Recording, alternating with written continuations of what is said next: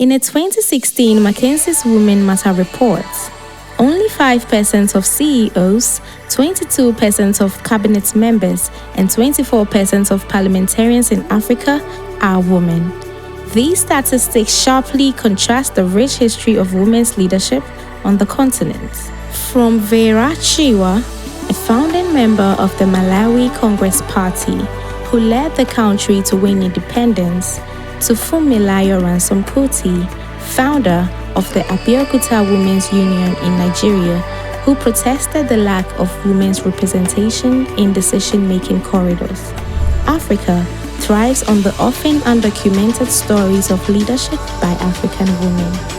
In 2015, the African Women's Development Fund, AWDF, launched its leadership and governance program to consciously nurture the hearts and souls of women leaders and organizations, and to honor the baton passed by our ancestors.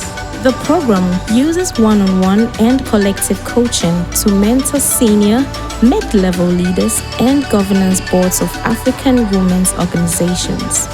To date, the program has directly impacted more than 60 women and 30 organizations across the continent. Here are selected stories of this impact on organizational leadership. The Sister to Sister Group, SSG, is a women's organization that nurtures the growth and confidence of young women to become leaders in South Africa. They joined the Leadership and Governance Program in 2017 amidst internal leadership transition. Supported by coaches, SSG staff and the board created a safe space to reflect on the organization's history and vision. This clarified their mandate to deliver sexual and reproductive health rights, as some members did not initially support components of this work.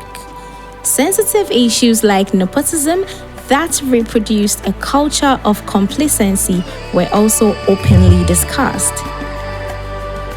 With the support of coaches, the board membership was reviewed, leading to the stepping down of some old members and recruitment of new ones. Today, SSG is one of the lead advocates for sexual and reproductive health rights on the continent and uses their story to inspire other organizations. The Safety Nest addresses poverty and mental health needs in Malawi.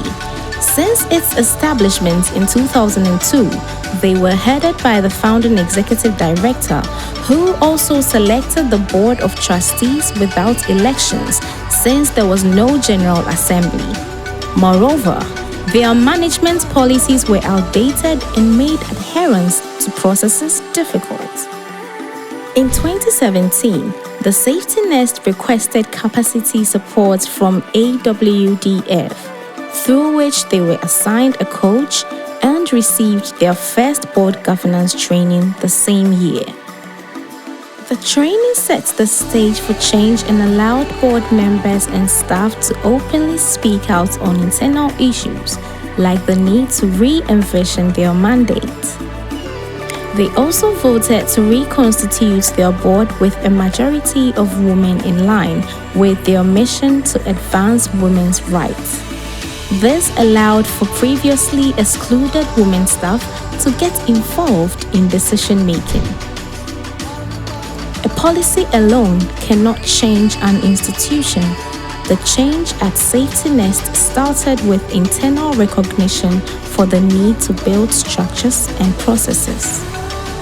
Wonder Woman for Social Change in Uganda promotes the rights of women entrepreneurs. In 2014, they underwent a transition at the senior management level with the appointment of a new executive director from within the organization. However, the new executive director was not equipped with the tools and skills to head the organization. Owing to this difficult transition, they applied to participate in the Leadership and Governance Program in 2015. Today, Wonder Woman for Social Change is proud of being able to review their organizational policies, collaboratively develop a board manual, and a resource mobilization strategy to support their strategic plan with the help of the coaches. The journey of mentoring and coaching individual women leaders. To reach individual leaders, the program hosts a CEO forum at each training cohort. The coaches use strategies like group exercises and presentations to encourage leaders to speak up. In addition, mock-filmed interview sessions are used to help them practice, identify their own points of improvement, and provide peer support. One-on-one sessions are incorporated to allow the leaders to reflect on their personal strengths and improvement points, build self-worth, and discover their power. I would tremble and lack words to express myself in large audiences. This lowered my self-esteem and made me fear interacting with people of high class. My name is Mutoni. Despite my dedication to the organization, I had low self-esteem. At the beginning of my coaching journey, I cried the first time I was asked to lead a staff meeting. I had a cold chill run down my spine to the bottom of my toes and could not utter a word out of fear. I could not actively participate in high-level meetings as required, given my role in the organization, because I believed I was not good enough due to my low level of formal education and my social class. This changed after the coaching process. My coach challenged me to see the positive sides of myself and to gain strengths from them. I was encouraged to write out who I was, my strengths, and opportunities. While this took time, I began to recognize my value and my incredible achievements. This changed me. I am Kanye Sile. I live in an environment that judges in a very subtle manner by the outer appearance of their skin. No, people in leadership did not look like me. They were mostly of a different gender and race. This made me shy and I kept my ideas and dreams to myself. The coaching brought out a new Kanye Sile. Knowing I had a coach gave me a sense of sure support and guidance. Kanye Sile believes that the exposure through travel outside of her country, which was her first, to attend a CEO forum, made her appreciate the importance of representation in different spaces. It was amazing. I met with amazing women who had worked and achieved positions of influence, women with a skin color like mine that I cannot get over. I believe in myself a whole lot more. My personal well-being is nothing I ever considered because I did not see the sense in taking care of myself while I needed to chase money.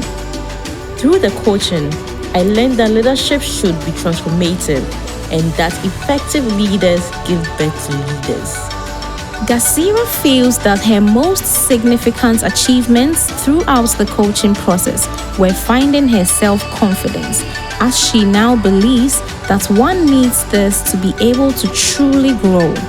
She is also proud that her sisters see the transformation in her and look up to her as their role model.